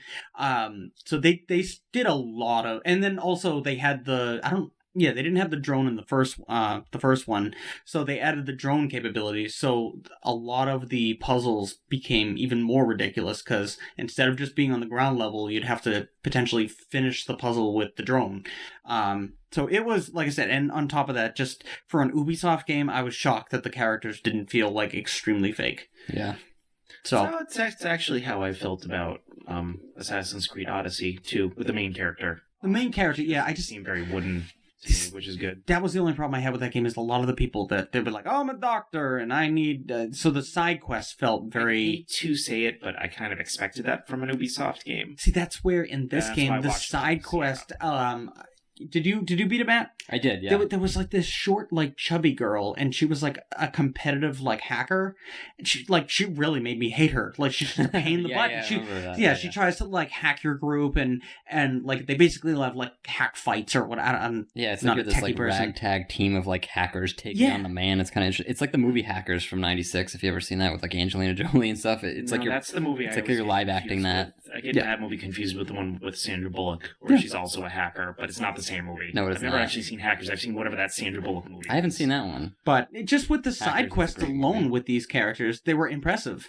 And that's where, again, with Ubisoft, I tend to think, oh, okay, yeah, I'm going to talk to this guy, and he's going to, have a generic voice. And now, are they set to have a huge presence at E3 with Watch Yeah, they're having a conference, but I don't know what specifically they have planned for. On top of that, I guess there's talks that a Prince of Persia / and/or, why I got excited, a Splinter Cell reintroduction into. I'd be really into both of those. I think it's been a long time since we've gotten a good Splinter Cell, especially Prince of Persia. Yeah, absolutely. I feel like Prince of Persia died. Like, I think I read something about 2012 was the last one, and it was that one that was like the Forgotten Sands, which is like was the last movie, good one, the like Jake Gyllenhaal, or something. So it wasn't the good Prince of Persia that I remember. Yeah, we've seen a few franchises from way back then be reinvented recently. Like God of War was completely reinvented from its previous version, which was roughly that long ago. Like 2006 was when God of War 3 came out. So that'd be really cool if they brought back Prince of Persia. It'd be neat. I was very excited now that you mentioned that. Yeah, that was something that Ubisoft said they were working on, and I guess Ubisoft is also working on potentially on an Avatar game. Oh, like question mark? Movie, like Avatar. So I mean, I'm not super excited about that personally, because I'm not the whole Avatar thing is weird. VR headset playing through the ride I went on at Disney. I'm all set. That was a minimum. I don't know who's clamoring for all this Avatar stuff. Like, let's make a Disney park. Let's make 2 more movies. Not to go on a tangent about this. Loved that movie. That's why I don't know. It was Fern going. That's why I'm so excited. I guess in just 2 weeks, Endgame has become the second highest grossing movie ever. It's so close to beating Avatar, because Avatar's been number 1 for so long, for 10 years. Avatar has been number 1, and it was just lightning in the bottle effect. But I'll save that for the movie podcast. Moving on, we're going to go around the horn. Oh, Christ. He's so into it. We're going to go around, and don't mess with the horn, or you'll get the horns. Can we vote him off? No? I'm sure put the cricket sound in the post. We're going to go around and let's all talk about one thing that needs to be at E3, whether it's a game that really needs to make a huge splash, or a developer that's been down on their luck. Like, who's it make or break for? And the one that I really think that the developer that really needs, developer / publisher really needs a boost. Don't take mine. Well, what's yours? No, go ahead. Go ahead. Go No, ahead. no, 'cause I have. No, go ahead. Go ahead. several No, go ahead. different options Go ahead. written Go ahead. down. I Go, can go, take go, one go, of go, my go. B teams. You Actually, this is a B team because I already said Matt could talk about something I was going to talk about. go for it. Activision Blizzard. Okay, we're good. Activision and Blizzard had a bad year, and it was all their fault. It wasn't like some cataclysmic event happened that was out of their realm of expertise. They had stock drops. They lost Bungie, which was nasty. Blizzard itself, the most notable thing that they did was not release a Diablo 3 update and, basically completely cut out Heroes of the Storm. Like they're not going to do like a professional league for that game anymore. And they kicked out the CEO left. They replaced him with someone from Activision, and there's been a lot of negative press, and this isn't really new for Activision. Like there's been negative press for Activision for years now. They're known as like them and EA are known as like the devilish big publishers that nobody likes. So they really need a win at this E3. Whether it's, I don't think they're going to release another World of Warcraft expansion anytime soon, but I know World of Warcraft Classic is coming out, so I think they should really be pushing that, because I think that's going to bring back a lot of people that may have left World of Warcraft previously. And yeah, like I don't know what other games they're really planning on pushing, but they could sure use the boost. Oh, absolutely. Because do they develop? Like, what do they have that's coming out aside from, like, another Call of Duty? That's the only Activision? thing I guarantee I know. Diablo phone they game? have coming Yeah, out. Diablo. They own The phone Diablo. game? I mean, there's a lot of kind of under the surface rumors about a Diablo 4 that should be announced, I thought they completely confirmed that. So- it was just... Did they? Yeah, they just... Yeah, I mean, I think because they've been after the saying that, backlash, yeah. I remember they were Yeah, like, they're guys, this saying we're isn't the working on a standalone actual one. thing. But Oh, who they knows did how publish far that Sekiro. is. That was a win. Sekiro did very well. Oh, damn. I did not know that was... According to Google, it's listed under Activision Video Games. Okay, So they must have published the From Software game. So making people mad in a different way. So if they come out with Diablo 4, I think that's going to be a really, that'll be a good notch in the right direction, because that's why everybody at That'd be so BlizzCon exciting. was pissed, is because instead of I releasing want to play a new Diablo. an expansion to Diablo or a new Diablo, they're like, here's the phone game. Well, speaking of You don't Diablo... have phones, do you? You want to talk about content for the money? The Ultimate Edition, Andy, for the PlayStation 4 and or Xbox, Diablo, Mhm. the Eternal Edition. It's also Mhm. for the Switch. That is a lot of content for the value for And what I you love get. Diablo 3 was an amazing game. Yeah, so and if they they release added it all the for- DLC. They added the that'd be Necromancer exciting. all on the actual cartridge or disc. So I thought that was neat. So I just want to share this. I did type in Activision E3 into Google, and I just want to let you know there was one. These are what they list out for Activision games in general: 1, 2, 3, 4, 5, 6, 7 Call of Duties and a Sekiro Shadows Die Twice. Wow, That's what they list. Like that's what it's what they're known for. Well, because they're all about the. Like, in Call of Duty, it has that whole, like, microtransaction loot box BS built into it now, and it's like a games for service, and, I mean, that's what they were trying to turn Destiny 2 into, and Bungie left. That's why I also pray to God that the next Halo is not an MMO. Please, for God's sake, don't make it an MMO. You don't want to There's Was that on the no, open there's those loot talks boxes that for some Halo Master Infinite Chief is like an skins? MMO. I want to be able to play the. talks to be like a side game or the next major No, Halo Infinite, the potential, like the one that already had the trailer. There's talks that it could Isn't that be. just Destiny? They made that game. It's called Destiny. Yeah, Well, but Bungie made that game. This is 3, 4, and 3. and I'm Yeah. hoping with the break off of that hey, they can stick to a single player campaign that is very replayable. Again, you can, I mean, if you want to try and modernize it, I'm not the biggest Halo fan. I want to get into it more because the more I read the story, the more I thought it was really I miss neat. Halo so much. The flood and all that wonderful stuff. Halo 3. I was replaying Halo 3 recently and just reliving that game. That last level. Such a masterpiece. It is fun. What about you, Dan? What's a game? What's a developer or a game? What's something that absolutely needs to be at E3? Okay. That isn't the thing that Matt's going to talk about. You can. No, talk it's about not. mine. It's not. I don't even. Got tons of stuff to talk about. Okay. Well, I really feel as much as 90% of EA's thing is going to be about FIFA and oh look, they kicked the ball this way and they kicked the ball that way and Madden. yay! The next one. Yeah. So Can't spell for the Madden without 90% Mad. of EA, I want that 10% of awesome to be in Star Wars Fallen Jedi. I want them. Oh yeah. I feel like they need a win. Not financially, obviously they got plenty of money, but to gain the trust of fans, and not only that, but Star Wars like super fans. I do not claim to be a Star Wars super fan, but I do really enjoy the video games of Star Wars. I really enjoyed Battlefront. I really enjoyed the racer games. Give me another Rogue Squadron. Yeah, I mean the actual like vehicle games. I mean, even Battlefront 2. I know that a lot of people are prepping their pitchforks. But on top of that, just the single player campaign wasn't bad. I mean, it even had links to the new movie and everything, and they added free DLC and stuff.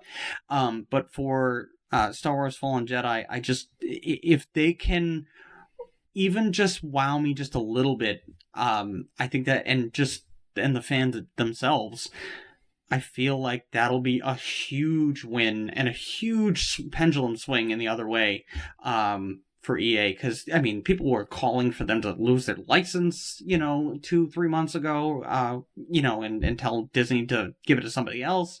So, I mean, this is I feel like their last chance to do it. And Disney already came out and said, like, oh, no, we're fine with EA. Well, I mean, I feel like this is their last chance to stay, like, financially, to really kick butt. I feel like if they do this one, this is just, okay, going forward, this is terrible. It is just going to be a never-ending cycle of just... I wonder how much money they all made, though, because, like, even these games that kind of get panned critically, like Battlefront 2 and stuff, I'm sure they make, I guess, like, even boatloads of money. Anthem made big bucks, too, But which that's is not... the thing. Anthem doesn't teach them like it doesn't teach them a lesson, unfortunately. But yeah, so next year. So for a game that I feel that needs to really be there and really wow the fans, I'd say Fallen Jedi. E3 and Activision both need a huge win here because they're just constantly in the press for all the wrong reasons. Yep. What about you, Matt? Okay, so this game, I guess it doesn't really need to be there, and I don't expect it to be there, but it also needs to be there. So they released a trailer in 2015 for a game called Final Fantasy VII Remake. And this is the longest time in my life that I have not played Final Fantasy VII because I said, you know what, I'm just going to hold off and it's going to be a fresher experience because I'm not going to play it till the game comes out.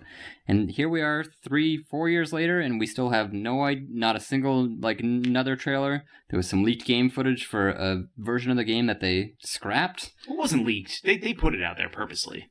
Like, was it on purpose? Gone. It's yeah, gone so it's all gone. All that's gone. Too. They reportedly, restarted it over, and we still haven't heard anything about it. I mean, they said it was going to come out on the PS4, but I don't even know how that's possible anymore. If they're still going to do it in the like truncated, chapter versions, be an episodic, exactly, series, as well as a PS4 timed exclusive. But that was a long time ago. So I don't even know if it's still episodic or not. Like, should I be looking forward to this for like? Because at this point, I'm sure Sony's probably like, you know what? Let's just make this even if it's close to done, they might just be like, hey, let's just make it a PS5 exclusive. It'll sell a ton of consoles on day one, or like whenever they come, months after the system comes out. Let's not even bother putting it on the PS4 anymore. But that being said, I just want to see another trailer. I want to see someone at Square Enix to come up and tell me that it's still a thing and that it's going to be in my life at some point. I want them to tell me I don't need to play Final Fantasy VII next month because it's going to come out in the next 3 years or something. I get annoyed when company, and they've kind of apologized for this in the few recent years about like, oh, we shouldn't have released that trailer that quickly. But it's just kind of something that irritates me when game companies put out trailers or release a bunch of information on a game that's like not even nearly coming out. I mean, I guess that more information is kind of something you, on the one hand, you want, but on the other hand, like, make sure you're clear that this game is like, oh, just started development. A game of this size is going to take us another 3 or 4 years to develop, because there's that kind of typical assumption when you see this big AAA game with a big trailer at E3. You're like, all right, well, that's going to come out in probably 1 to 2 years, or at least we'll know a lot more about it by then. And they've been silent ever since. So I would really like for them to tell me what is going on with that game. Final Fantasy VII is my favorite game. It is also my favorite game. I should have said that too. I have not revisited that thought process in a long time, and I know we're probably going to be talking about that soon, because it's just been my favorite game since I first played it, and I never thought twice about it. When that trailer came out, Dan, you and I were in the same room. You had mentioned maybe 5 minutes before the Sony conference, hey, there's some rumblings online that they might release a Final Fantasy VII Remake trailer. And I'm like, BS. So sure enough, we're watching it, and that green line came up on the screen. I'm like, wait a minute. That sort of kind of looks like the live stream. Is this just the 10-year-old in me being like, oh, wishing for it a lot? And you heard the music and you heard the voice, and I saw that there's this one slide that's in the game iconic early slide. on. There's that iconic slide with that weird cat face in the slums. I'm like, oh my god, it's happening. It's here. Oh my god. And at the end you see the word remake, and very few times have I been that excited seeing something video game related. And I thought this for the last 3 years. I thought this was 4 the years. trailer where it had the announcer, the narrator. Yeah. Well, yeah, but at that point, it actually panned down. And you saw all the guys. You saw like Cloud. You saw Barrett. Yeah. Well, yeah, you said it came up to you. You knew. Well, you know well before that. It said remake, not Right. CG. Oh, okay, all right. Movie. Yeah, it wasn't just like, hey, we're gonna take the original game and just reskin it. It was a full-on remake. That was huge to see. That one word alone was so huge. And then they came out like later that year, like at the end of the year, they came out with the gameplay trailer you mentioned, Matt, and then it went completely cold. And then you find out the nerve of Square letting some other subsidiary developer get their dirty hands on my Final Fantasy VII, and then they're like, oh yeah, things didn't work out. We're going to be bringing it in-house. And they didn't say that they were pulling a Metroid Prime 4 where they were starting completely from scratch, but I assume that is what happened. And then later on, it's, we're going to wait until Kingdom Hearts 3 is done, and then we're going to, start really ramping up. And I've read a couple of articles, pointing to as such, where the directors come out and said, we're hard at work on it. But Matt's right. We need to see something. It's time. Oh, yeah. That was on my list. It's probably the one thing that will make me disappointed if I don't see any Final Fantasy VII at E3. That because everything else, it's kind of like I hope this is here, but man, that really, if they show me some other BS game that I don't care about, I'm going to be really pissed. They need to show me something. Show me a screenshot. Give me something. Give me anything, any little asset. Give me a trash can that's in one level somewhere in the game. And Does Square have an event? They took Sony's spot. Okay. The spot that Sony has every E3, Square took that spot. That's a pretty big deal. That's a huge spot. Sony has that spot every year. It's a very iconic. I guess I didn't know about this, but it's an iconic time slot for Sony. And Square taking that is a big deal. And unlike Matt, I did decide to repurchase Final Fantasy VII in that 4-year span because I couldn't hold it in anymore. I bought it for the PS4, and then it got ported to the Switch recently, so I'm like, do I buy it for the Switch too? And I know I'm probably going to eventually, but who knows, maybe I'll be able to hold off. So the third thing we're going to talk about, as if Final Fantasy VII actually being a physical thing isn't outlandish enough, something that we hope will be at E3 that might be a little far-fetched, just something in the wildest dreams we might think will never be at E3, but who knows, maybe it'll be there. I'm going to go with Metroid Prime Trilogy / any information on Metroid Prime 4, and the reason why I think this is just wishful thinking is because they restarted Metroid Prime 4's development recently. It went back to Retro Studios? I do not Was remember. that the developer that made the originals? That sounds right. I think it did go back to the actual... I mean, that seems somewhat plausible. There have been rumors about this Metroid Prime I trilogy could see for at least a while now. cinematic trailer or something. Well, the thing is, it's not just Metroid Prime 4. When Metroid Prime 4 announced that it was going to, restart production, it came out that the editor-in-chief of Game Informer came out and said that not only was a remastered version of the Metroid Prime trilogy already done, but it was ready. It was ready to ship and ready to go. That was in January. That was a while ago. We haven't heard any Metroid news whatsoever, and Metroid's always been kind of the black sheep of the family of the Nintendo franchise. Like, it doesn't always get the most love because it doesn't always make the most sales, and I can understand that from a financial standpoint. But like the last like really awesome Metroid game I played that wasn't just a remake of a previous game was Metroid Prime 3. That was a long time ago. That was like 2007, 2008, somewhere around there. So it's been such a long time. I would love, like, I know they're working on Metroid Prime 4, and they were very candid in telling us, like, hey, this is what's going on. We're sorry about what's going on. We're still working on the game. We're just kind of restarting. But in the meantime, I would love them to remaster that trilogy. I would love to play Metroid Prime Corruption without the Wiimote, without the motion controls, if that's a possibility. I'll use the Joy-Cons if I need to, but playing Metroid Prime 1 and 2 with a dual joysticks would be fantastic, because playing it with just one joystick is really, Yeah, I don't think I want to go back to that. I've never played it, so that would be definitely on my radar. Yeah, so that's what I'm hoping. Yeah, Retro Studios. I was right. They're the ones making the game. Look at that. Yeah, those are second fun guessing games. yourself, and you had it right all. Well, because I was wrong all those other times in the podcast, so it was just bound to happen again. But yeah, it's far-fetched, but I would love that to be a real thing. I don't think that's super. Yeah, I was going to say, I've heard rumors about that for like what it feels like. I almost could 2 see years it. now, And if you said like, something about January, then It just makes this might sense. It makes sense with Metroid Prime 4 coming out that they would bring the trilogy back. It's just we've heard Yeah, 'cause, absolutely I mean, nothing Metroid- from Nintendo themselves on it. But Metroid Prime 4 is probably not going to go out for like a couple of years now that it Perfect got time for them to postponed. be So like, be like, oh hey, hey, let's. That's why I while you want wait. them to give me a little palate cleanser in the meantime. I would Yeah. love that.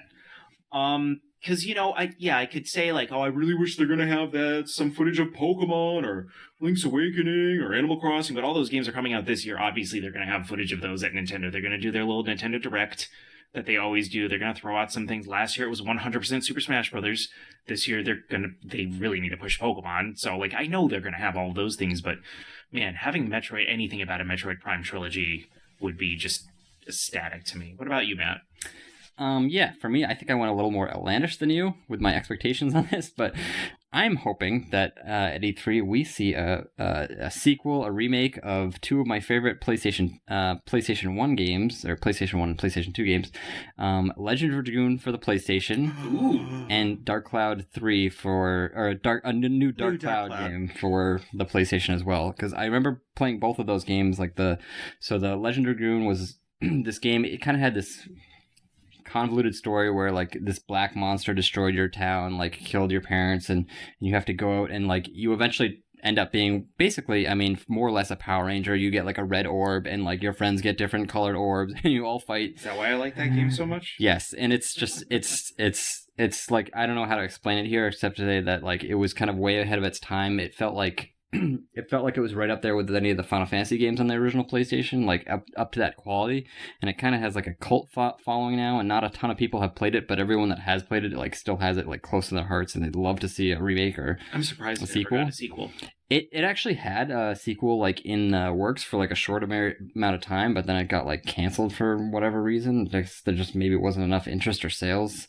And then in similar vein, the Dark Cloud series have always been like close to my heart too. Like the first game was kind of one of my guilty pleasures. It was on the PS2, and it was, everyone said, oh, this is going to be the Zelda killer, and it kind of, objectively, it's a bad game, but it's one of those bad games I love. Like it has like these caves that all look the same, and everything's like randomly generated, and the weapons break and everything, but it has a lot of charm, and you can like build each of the towns you go to. You kind of have to build them, and then you go into the cave to get more items of the town to build, and you fight more guys. It's kind of a blast. But then with the second one, they made a Dark Cloud game that I can actually defend. It's like, just like I said, it's up there with any of the best PlayStation 2 RPGs that came out for that system.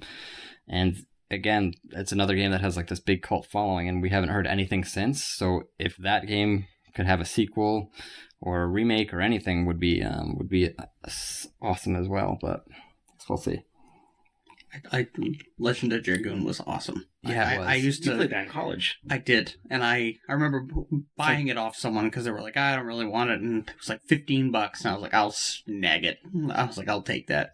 I just remember whenever you like did that combo right, that actually like yell out what it was. Yeah, So, they like, had these like spinning king. yeah, Like, gust of all right. wind dance. They had all these like they funny would actually phrases say what they when were you doing. complete a combo, which is really interesting. Which is yeah, it's kind of interesting that they had like real time. You had to like. I love the in an timing RPG. thing because yeah, turn based was fun, but it got stale after a while. And that's why like the timing thing was really neat. And then the music was great. being able to morph into like eventually isn't it like a suit with wings or whatever? basically. Yeah. So it kind of was neat. It was like having like a mech suit except it like turned into a dragon or something. So Yeah. I thought that was I didn't get Not too unlike far in the Power game, Ranger. but yeah, exactly what you said. So. But yeah, I wish another annoying thing about that game is it's like hard to play now because you can buy it on the PlayStation and I think it was like on the PS3 at one point, but you can't play. It's like not on the store anymore, so you can't buy it anymore. PlayStation's weird about what older games are on the store and which ones aren't. It's strange. Like I don't know. I just wish they would. Is it on PlayStation now? No, it's not. Not that I'm aware of. Not since the last time I've checked. Well, they didn't lose the source code like they lost the source code in Final Fantasy VIII.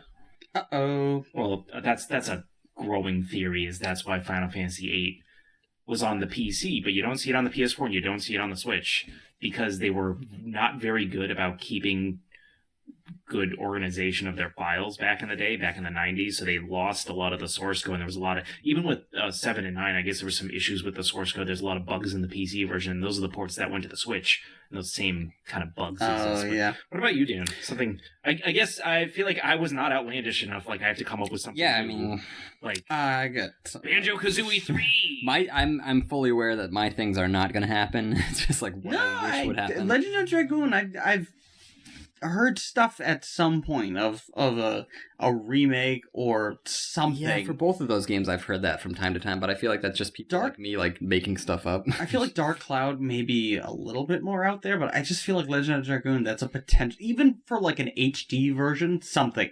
I feel like Legend of Dragoon is that they could do what they did with Legends of, was it Legends of Mana? Oh, Secret of Mana. Secret of Mana, yeah, where they made a PS4 port. Which I heard the port was so, but they could do something like that, I just where haven't they played it just yet. kind of re-release the game and I'd be see fine how with it that. sells. Just something. I feel like that would have a higher chance. But for my wish list of really just pray to God that they could actually bring this thing back to life. A new Metal Gear game. I was actually going to say, God. A new Metal Gear game that doesn't completely suck. Now, are you saying a new, like they give Hideo Kojima the rights No. to Metal Gear, They or won't give. you They mean Konami without. He went even further than I did. They won't do it without Because I got some sort of bad spite. news. They're too busy making pachinko machines. They're not really. I into know video that, games and the worst thing anymore. is the pachinko machines, like of So those Metal Gear cutscenes Survive look 2, is that amazing. what you're looking for? No, Matt, no. There was talk that some sort of Metal Gear game was in the works, and I mean they have I don't know if they have the rights to that engine that Metal Gear Solid 5 was. I'm guessing they did because obviously they made Survive. Yeah, Konami has the rights to all that stuff, so... Yeah, so they have the rights. Actually, I may actually add another game onto this, but a Metal Gear game that would... We don't have another hour for you to go through every one of your wishes. To complete... I just want them to complete the story of Metal Gear Solid. I thought 5 did complete the story. No. Complete, like, the second half of the fifth game. That Yes, basically thank just, you. like, ended abruptly. Yeah, because just they were like, finish the game. Remake the time period between Solid Snake taking over and killing Big Boss. Phantom... Oh God, what was he called? I mean, I feel like at least Matt's was feasible. It is. I'm serious. There is talks that there is a Metal Gear game in the works. It's just, what is it? Is it another Metal Gear Survive? I pray to God it's not, or a friggin' mobile game. Knowing them. All right, so that's my way outlandish one. The other one, and this I guess isn't out there as much, but just some sort of confirmation because at this point, this would potentially make this developer a juggernaut in the video game industry, and it would be up there with Bethesda and Activision, and it would be Capcom Resident Evil 3. Any kind of announcement saying, that'd be we cool. do it, we do it, like they did with Resident Evil 2. Even just a title, just to know that, hey, this is the next one we're working on. I feel like they've been on a a stride of awesome games with. They had a really good past couple of years. With Resident Evil 2 remake as being an amazing remake, as well as Monster Hunter World it was just announced recently that that's their highest grossing selling game ever. No shock to me. It was a lot of fun, a little repetitive towards the end, but I mean, what game? Resident Evil 3 was the only one of those, like between 0 and 3. 3 was the only one I didn't play. Oh, it was older Resident just Evil games. I just never had the chance. Every time I was chased by Mr. X in 2, all I could think of was the Nemesis. Yeah, because he freaked me out. And then Devil May Cry 5 got fantastic reviews. I'm not a big Devil May Cry fan, but I mean, I was definitely tempted when I saw the very, very high scores. But if they come out with yet another, like I said, contender, another Resident Evil remake, or they could literally just keep it going, hey, Capcom has made nonstop great games. I do worry that they're going to be on like a one-track mind where they're just like remaking older, like just reskinning their older games and kind of remaking those, as opposed to also at the same time coming up with new IPs and new ideas. Well, on top of that, they actually did say that they're making Resident Evil 8 as well. Oh, like good. a separate, so this is like a separate thing. But Resident Evil 2 sold so well, I wonder if they're making it in that kind of style again, or if they're going back to Resident Evil 7 and making it in that style. Man, I wonder if 3, stick to what Resident Evil 7 wasn't even a Resident Evil game. if they make No, it was a VR demo that they were like, wait, let's throw an umbrella symbol somewhere. Oh, wait, on that helicopter in a picture. All right, that's fine. If they make 3, do you think they'll go ahead and make a 4? Because then you're like starting to get to like the current form of what I feel Resident like Evil is. 4 is still very, very playable. Yeah. The only one, and I feel like the last one that they could really make is Code Veronica. I feel like they could do that next. Because that was like the original Resident Evil 2, right? Like I'm not sure. I never. All I know is I always thought of it as just a side game. I don't know. No, I think it was the original Resident Evil 3, and like they just changed the Resident Evil 3 game, which was they like switched them basically. Oh, okay, I see what you mean. So they kind of like what Final Fantasy 15 did, where originally it was like 13 verses, and then eventually it's like just turned into its own game. Yeah, basically, like they were originally going to have Resident Evil Code Veronica be 3, but then they just switched around for whatever reason. Yeah, and it took place. It was like with Claire Redfield, and I guess that's why, because it was like kind of more of a direct sequel to the second game. But that's one I didn't play that much actually. So, and then also there's also talks. WhatCulture.com they had like a top 15 list, and I guess this one is a little bit more realistic, which is a Dino Crisis remake. I never really got into Dino Crisis, but I guess that game is great in theory. I just in theory, it scared me as a kid, and I mean, I'd be interested in shooting like crazed. Like, it's dinosaurs. Interesting. I mean, it's Resident Evil with dinosaurs, but if you try to go back to it now, it doesn't. It's clunky. It's super clunky, and like the dinosaurs, it's like. I mean, zombies are easy to do with PlayStation hardware. Dinosaurs, like running around and jumping, it's just very. I don't know. It'd be interesting to see what they can do with a new version of that game. So I thought that was an interesting list. So yeah, and not to continue on with the E3 stuff, but one other thing I do really, really, really, really, really want Nintendo to do that they'll do eventually, but I want them to do it now. I want instant gratification. Is bring the Twilight Princess and Wind Waker HDs to Switch, please. I'm not buying a Wii U just to play those. I want you to bring them to Switch. I want to willingly give you $120 for those two games. 120. They were $60 each when they came out. Yeah, I was gonna say they could be in like a package for. But they won't. They won't do that. If they know they can make the money. If they're going to take a Game Boy game and sell it for $60 on the Switch, they're sure as hell not going to take.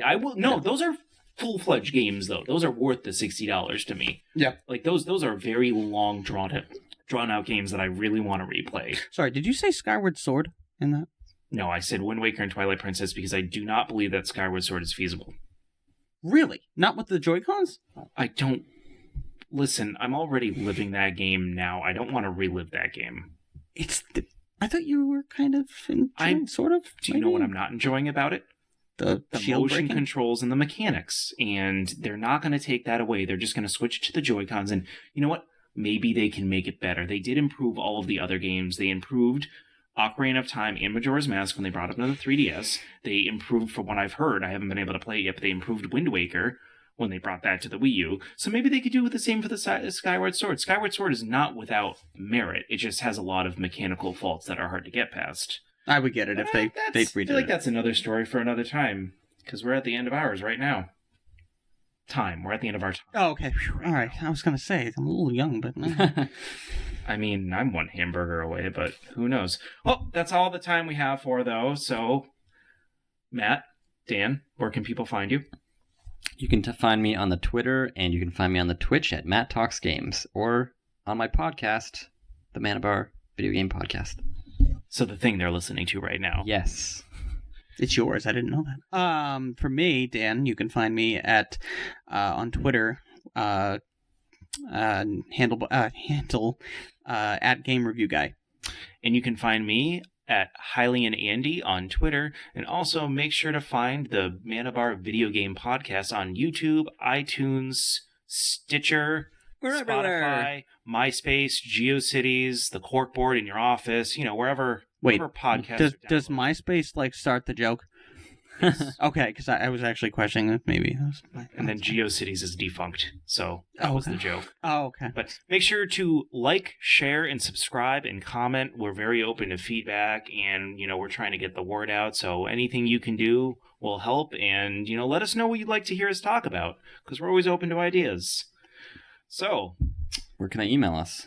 they cannot email us. Okay. They can't email us. Don't give us No. feedback. We're not ready for But feedback. what they can do is comment Yes. on not only the YouTube channel, but our Facebook group, our Twitter, and they can go onto any of the places they subscribe to the podcast and comment there.